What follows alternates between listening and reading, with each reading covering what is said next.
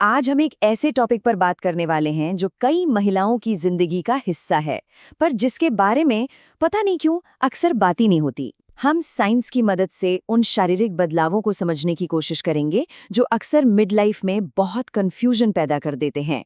कभी ऐसा महसूस हुआ है कि शरीर अब अपने ही बनाए नियमों पर चल रहा है, कि वो आपकी सुन ही नहीं रहा?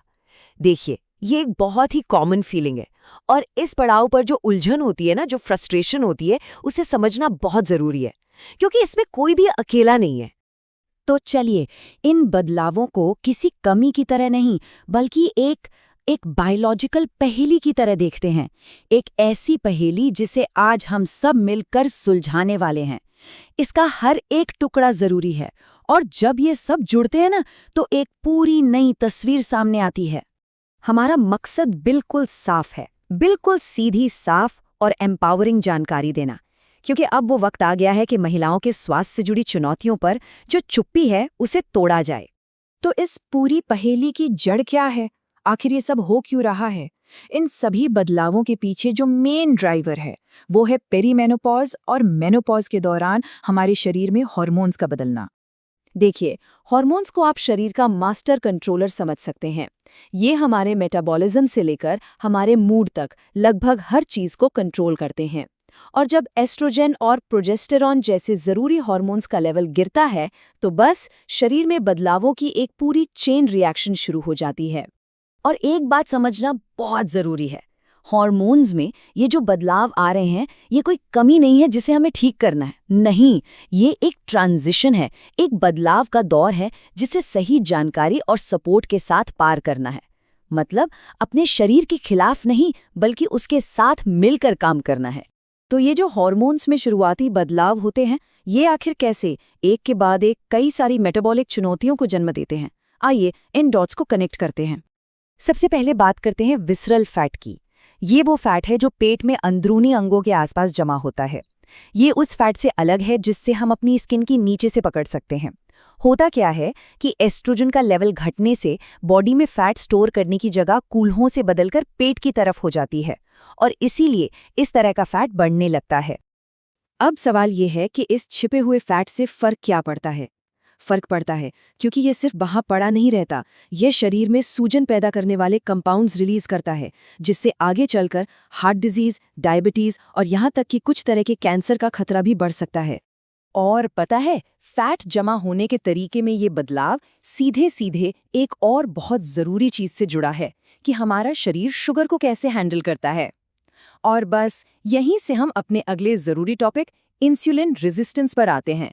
इंसुलिन रेजिस्टेंस का ये जो चक्कर है ना, इसे समझना बहुत आसान है। देखिए, पहला, जब हम कुछ भी कार्ब्स वाला खाते हैं तो ब्लड शुगर बढ़ता है।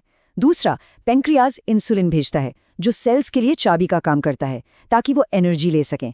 तीसरा, सेल्स इस चाबी पर ठीक से रिस्पॉन्ड करना कम कर देते हैं। और चौथा, नतीजतन ब्लड शुगर बढ़ा ही रहता है, जिससे और भी ज्यादा इंसुलिन बनता है, और ये एक विशियस साइकिल बन जाता है।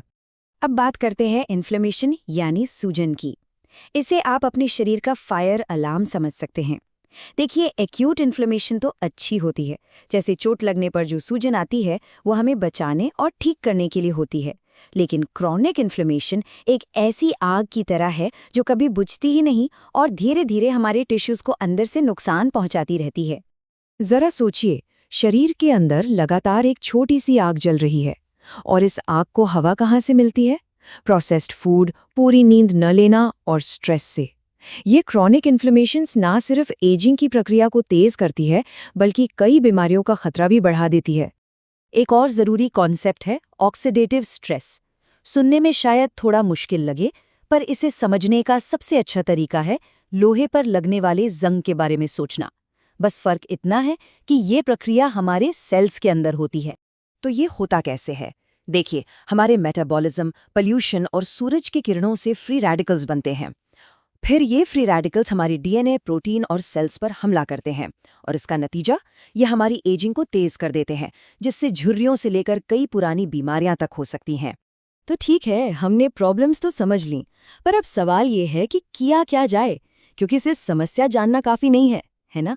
हमें ये भी जानना है कि हम इसके बारे में कर क्या सकते हैं, और यहीं पर सही जानकारी ही हमारी सबसे बड़ी ताकत बनती है। एक आंकड़ा है जो शायद आपको चौंका दे।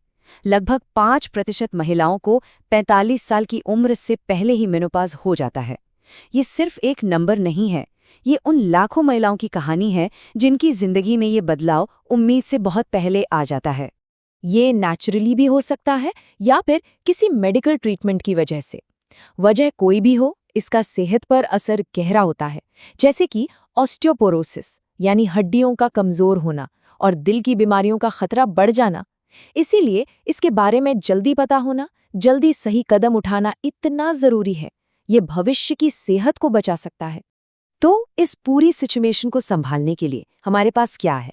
कह सकते हैं कि एक पूरा टूल किट है।